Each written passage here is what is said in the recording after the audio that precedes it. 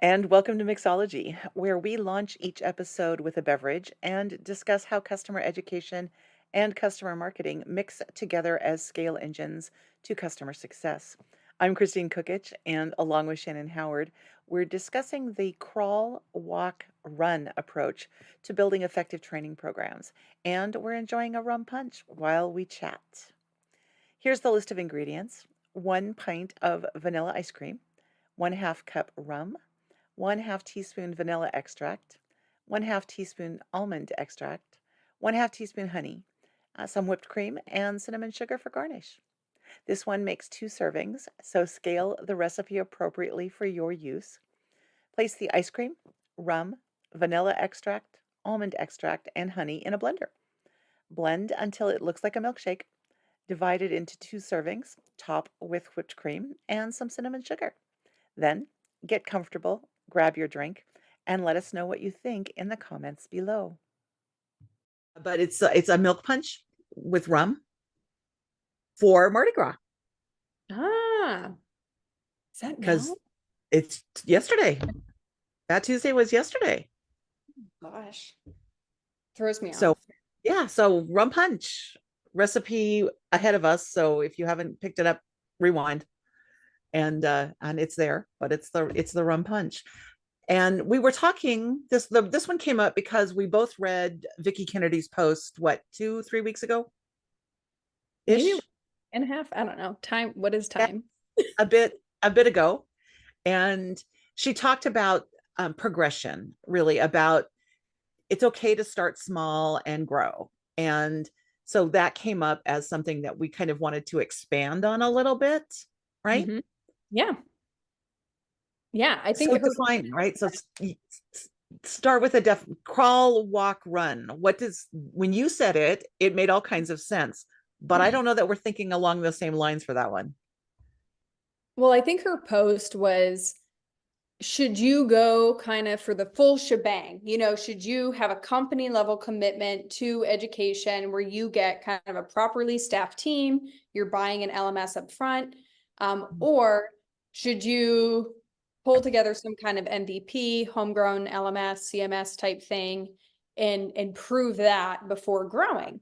I honestly, I think there's a case to be made for both, but I'm a big fan of crawling, right? So like doing not the bare minimum, but an MVP, a minimum Right. viable, valuable product, something that shows, okay, is the market interested in this before you ask the business to make a big investment? And then you have your walk where, okay, we've established something. Now we're iterating, we're building on it. And then the run is, quite a few programs that you see out there. Some of those great academies, Trailhead, HubSpot Academy, MongoDB, Miro, like, hmm? Miro Academy. Miro, yeah, Miro Academy, these just like more fleshed out programs that are probably using a proper LMS, and they have just kind of more of the bells and whistles.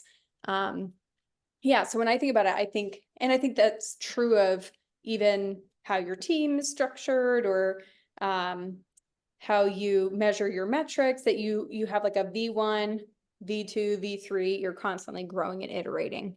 So that's how I was thinking of it. What about you? And that is very similar to what I was thinking, in that the when we started the team at Taleo, the it was tiny, right? It was 5 people. And in 4 years, almost tripled in size, Wow. full on ops, the whole bit, right? But the basic idea was we did need to create that starting point. And I think that the challenge that we have if we are new to Mm-hmm. either to a team or to an organization, or the function itself is brand new, the hard part is saying, what's that what's that one thing I want to go all in on first, Mm-hmm. right?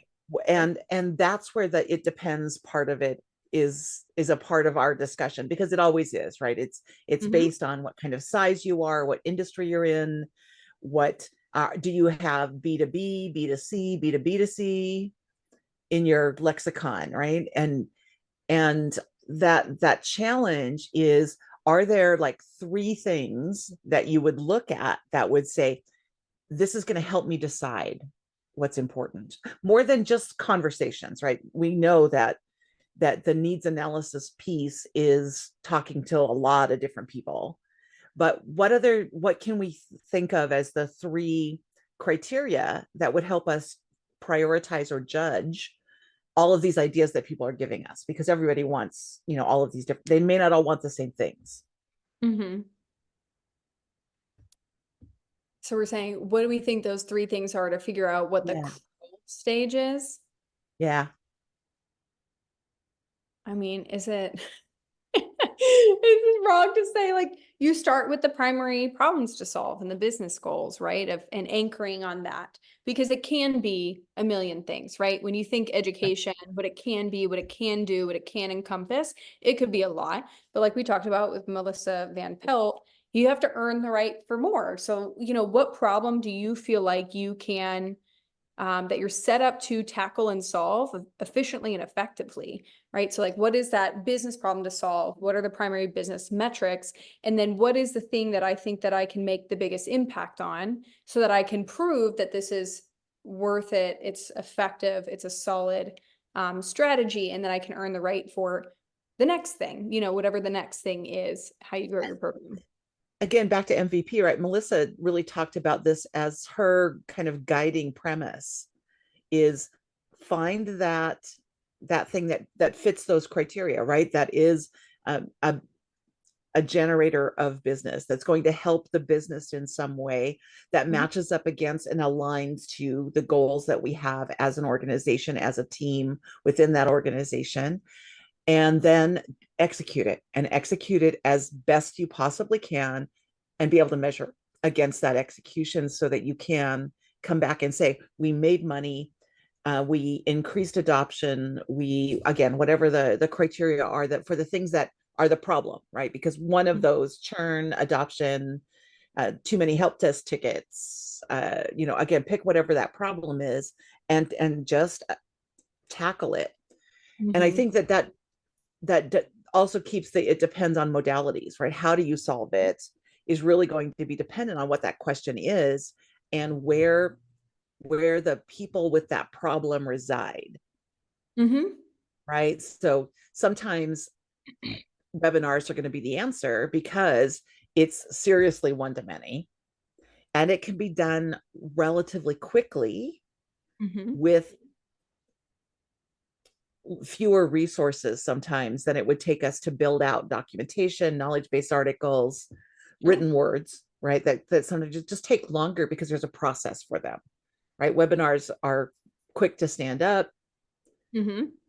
and That's the quick reason. to execute against, right? Yeah.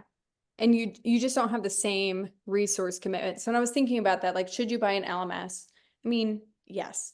If you're going to run a proper education program, you should probably do it on the kind of software that you use to do education.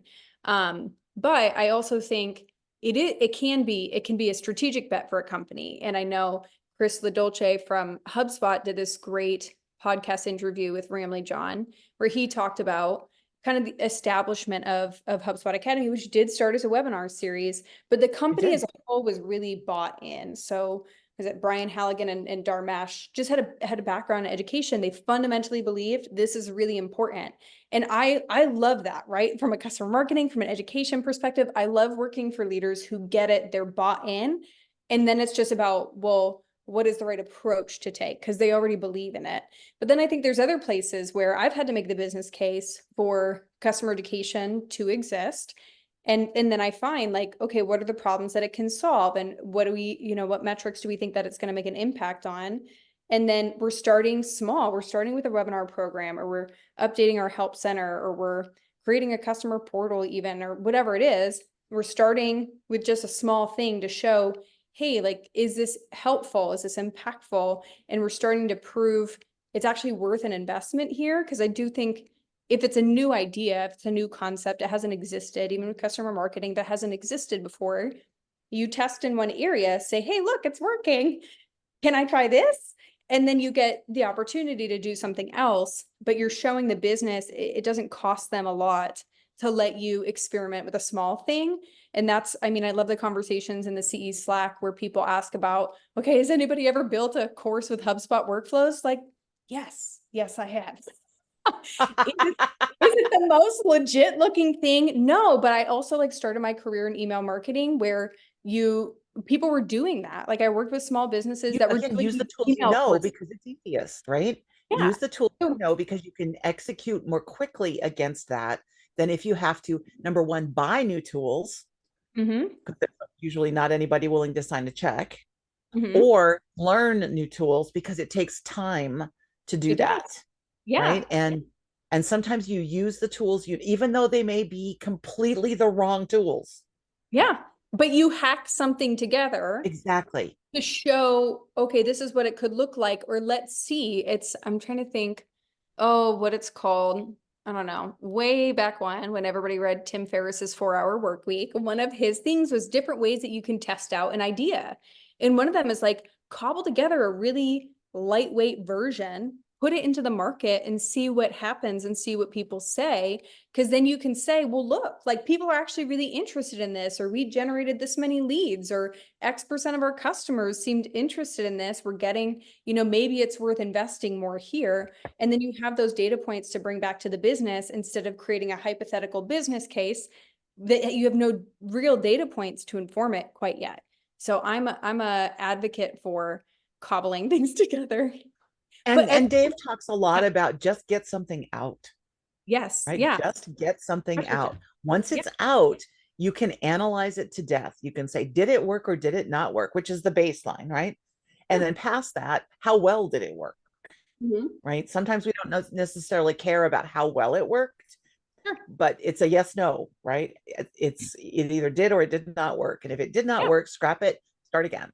If it did, iterate, make it better, yeah, and potentially expand, right? Because that's the next level, right? Once we get past the crawl and we move into walk, then we have to expand. And in customer marketing, that can be the spectrum of types of activities that you are focused on, right? You may initially focus on advocacy because mhm, advocacy is that one problem child, right? We can't get enough references, or we can't structure the references, or we're only using 3 companies as references and we have hundreds, right? We have 150 people who would be happy to talk on our behalf, and we're using 3 all the time. Everybody wants these 3. Well, no, okay, we can't use those 3 all the time. So we build a nice little program and we get people going. And now we need to be able to expand on that to include use cases, right? We need to expand on it to create case studies, right? And that kind of thing. And we can expand on that function and maybe throw in a little bit of something else, right? Community, or take your pick, right? From anything in marketing. The same would be true in customer ed, right? Where we get that first thing done, and now we can look at it and say, how do we expand that? Do we create more courses? Do we go for a certification? Do we tackle, like, one of the things that I'm starting to see more of is, well, I don't know if it's starting to see it, just maybe that I'm hanging out with people who are at that stage more, right? mhm. That it's that construct around everything support driven, right? So it's courses and content and help desks and technical documentation, all of that rolled into one reporting structure. My, again, you're kind of what you guys are doing, right? And the idea that now that I have all of these things, I still have to be minimally viable at all of them, Mhm. and pick the things that I want to kind of excel at for this iteration, whatever this iteration is. What do you think about at the walk stage implementing the concept of sprints? Do we do would you try to do that earlier, or I would wait until I walked, to be honest, but if I was in the middle stages, because now I need to start creating processes Mhm. to build and expand, right? Okay, this is making me think, I wonder if it's almost like company growth stage, right? And you Right? think I think about so. when I you're in think an that early plays a group. part in it for sure. Yeah. yeah, like when you're an earlier stage company, I'm not going to say you're flying by the seat of your pants, but there's probably not a lot of documentation, and you're just trying to create that thing and get it out there. And then as you mature, putting a little bit more thought into it, you're structuring it a little bit more. There's maybe some documentation now. And then as you progress, there's a process. There's roadmaps and interlock meetings, and there's more planning and cadences for updating, and just more, I think, maturity kind of across the board. But that's where I just feel like maturity, you can be in customer education and customer marketing, right? You can be at different levels of maturity for different things, like in terms of internal meeting and Right. communication cadences and relationship building and what types of programs you're doing, right? So I know Tim Newborn and I have talked a lot about, huh? It's like a matrix, yeah? Yeah, Right, yeah. right. So we've got all of the ways that we can improve, right? Cross-functional Mhm. alignment, Yeah. right? Build out part of it. And then all of the things that we're building, Hmm. and they may be red, yellow, green at Yeah. different, In different parts. right? Right. Yeah, very like technology wise, you could be, A plus plus on content, and then your tech stack is garbaggio, and you're just trying to like it's cobbled together. And then you can look at like how do we increase in maturity in each of these things, because we can't do it all at the same time. So what needs to move and when, and figuring out what are those things that are going to take your program to the next stage. But I think the short of it was if we go back to Vicky's post, I am very pro start small and grow over time. I think it's more sustainable. I think then you get that buy-in in the beginning because you're getting momentum. I think and maybe this is also just like a degree of risk aversion for me to get a huge upfront investment, but you're testing a concept for the first time. I would rather start small with minimal investment, prove it, build, prove it, build, prove it, then have a huge upfront investment, but then you have that weight on your shoulders, like this actually has to work. Like we cannot fail at this. But there's also times for both. And so like, I'll always say whatever But works. I also believe that that has to do with the stage of the company. If you are a startup, you have to, everybody's scrappy, right? Everybody's wearing 16 hats, and education and marketing may or may not even exist. Yeah. Uh, Or Right, yeah, they're not formal. Like someone's over right. They're here not creating little formalized videos to a for team customers, and or department. this person's emailing every customer one-on-one. And then you're just getting started, and you're proving things out, and I don't want to say making do, but you're doing the best you can with very limited resources. Well, and I have to say too that we talk all the time about these functions being scale engines. Hmm. And we have to keep that in mind, right? That the reason that we're working with customer ed and customer marketing is because they do the one to many thing really well. Hmm. Anytime we have something that requires a one to many, one of those teams on CX should be taking hold. Again, they may not be full-fledged teams, but that function needs to exist to handle that one to many. And whether we're digitizing or digitalizing it, right? Hmm. Because there's digital CSMs and all of this structure. It doesn't, I don't know that it matters, right? The thought behind it has to be that the one to many functionality is what customer ed and customer marketing are really good at. So when we get to the walk stage, we're taking on more transactions, we're taking on more uh, actual functionality within the organization, because we can no longer leverage the one to one to one to one to one to one Hmm. thing that we were doing in sales, pre-sales, success, and support, right? It just, and professional services to an extent, right? Where they spend half of their calls actually teaching people about something rather than informing them about how it's going to function and the choices that they have to make within their organization to make it run properly. And so then we get that, and we get it all structured, and we have something that's humming along nicely. What does it mean when we say we're running? If we're going all out, what does that mean? Okay.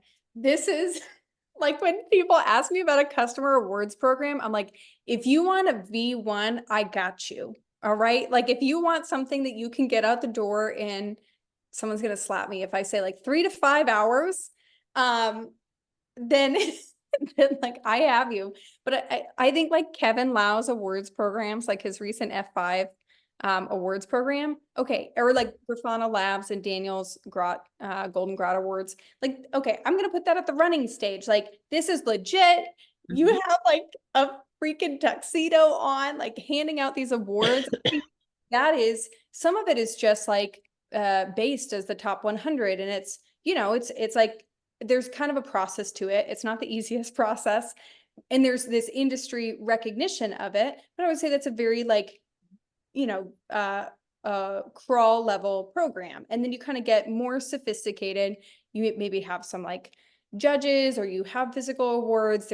It's tied to other things like a customer conference.